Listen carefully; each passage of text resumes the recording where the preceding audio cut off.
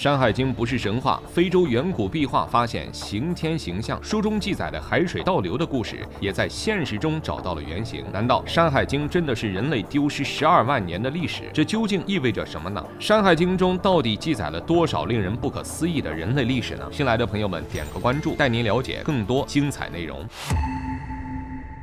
众所周知，神话传说并不是人类凭空想象而来，而是基于一定的物质活动。简单来说，早期人类在与大自然相处的过程中，发现了许多不能理解的事情。为了尽可能的理解这些事情，早期人类只能以己度物，比如说将雷声看作是居住在天上的人说话的声音。除此之外，也有许多奇形怪状，看样子就是早期人类所不能理解的存在，也被记录了下来。换一个更直白的表述，就是这些记录虽然是玄幻的，但这背后是真的存在原型的，而《山海经》中的诸多记载便符合这一特征。如果《山海经》被证实是真实发生过的历史，那么就极有可能颠覆当下科学家对人类的认知。回到《山海经》中，关于古代中国的历史，一开始便是盘古开天地，这是毫无争议的。可是盘古开完天地之后的发展就颇有争议了。比如说，在三皇的定义上，通鉴外记将伏羲、神农、共工列为三皇，可尚书大传却排除了共工，尊随人为三皇之一。风俗通义则是把女娲加了进去。不难发现，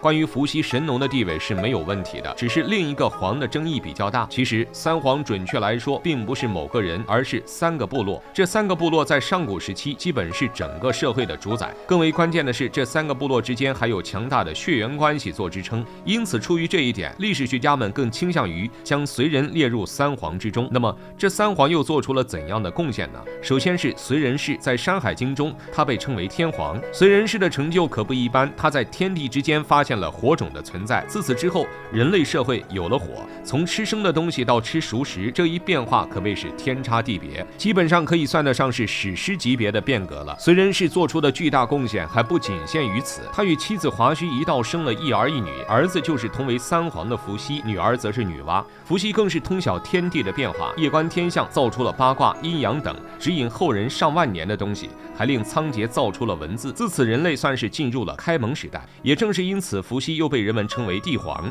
作为伏羲的妹妹，女娲的成果也不少。据《山海经》记载，她先是造出了各种家禽，比如猪、鸡这些常见的肉食来源，极大的改善了人们的生活。按常理来说，女娲所做的贡献也不是不多，一些历史学家就认为，凭借这些贡献，应该让女娲并列帝皇。但另一些历史学家却是坚决不同意，认为女娲的贡献不可同日而语。但不管怎么样，在远古神话体系之中，女娲也算是留下了浓墨重彩的一笔。《山海经》不是神话，可能是人类丢失了12万年的历史。书中到底写了些什么？据《山海经》描述，伏羲与女娲结合之后，子孙大概延续到第20代的时候，出现了一个姜姓子孙。这人呢很有野心，带着自己的小部落逐渐的发展壮大，发展到后面竟然有了一家独大的态势。而姜姓本人呢又酷爱玩火，因而人们又称之为炎帝。此后这一部落的首领都被尊称为炎帝。这也是说，历史上的炎帝并不是某一个人，而是这一部落的历代首领。与此同时，这一姜姓子孙的兄弟，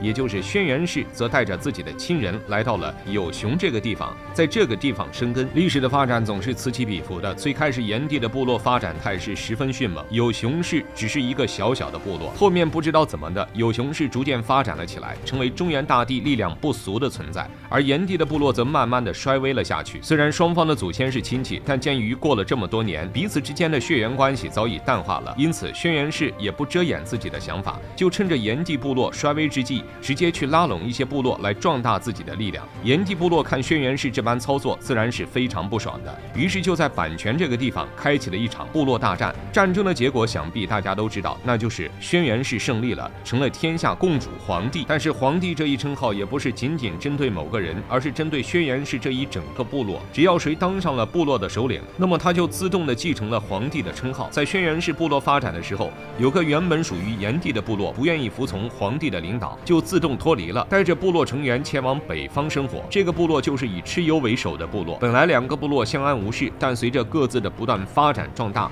最终在物质生产活动领域还是出现了不可化解的矛盾。矛盾化解不了，就只有打仗了。于是在逐鹿这个地方，双方打了一仗。由于蚩尤部落的战斗力非常凶猛，皇帝部落一开始还没打过，只能召集炎帝部落来做自己的同盟。盟。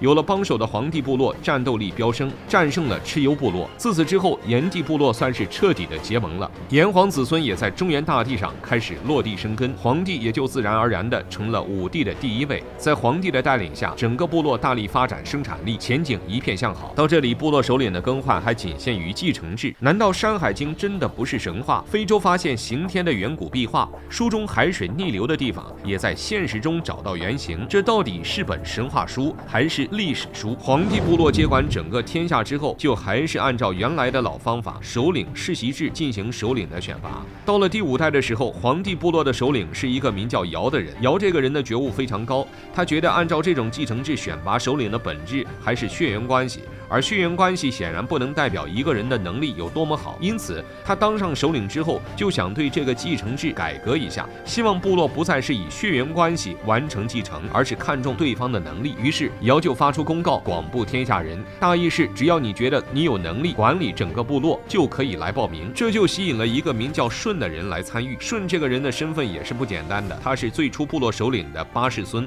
和尧也是有点沾亲带故的。经过层层考验，舜最终成了新一代的继承人。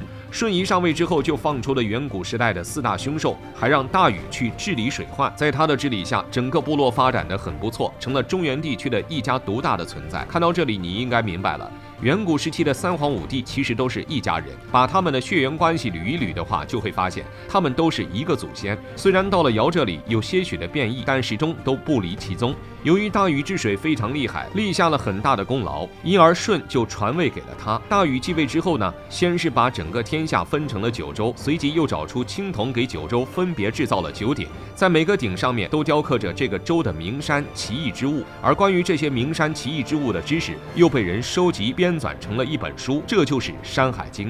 这也是说，最初的《山海经》是有图画版本的，只是后来不知怎么的给迷失了。后人虽然根据文字描述画出了一些图像，但也没人知道这些图像的符合度究竟是多少。譬如那悲壮的刑天，按照现代人的理解，应该是个类人生物体，你很难想象它是真的存在过。可有趣的是，在非洲一些远古时期的壁画中，还真有像刑天这般的类人生物体，要不然就是刑天去过非洲，要不然就是远古时期是真的存在着类人生物体。除此之外，《山海经》中还有其他奇怪的事情。举个例子，传说中的海水倒流的地方就是如今的马里亚纳海沟。种种巧合似乎都在暗示着一个事情：《山海经》的记载绝对不是凭空想象的，而是带有一定的真实性。既然如此，被人视作神话传说中的3皇5帝时期，或许也要被重新审视。而这一时期又是长达12万年的历史。换言之，如果这段历史被证实是真实存在的，那么这一文明极有可能是另一形态的神级文明。看到这里，您有什么想说的呢？欢迎在评论区留言分享。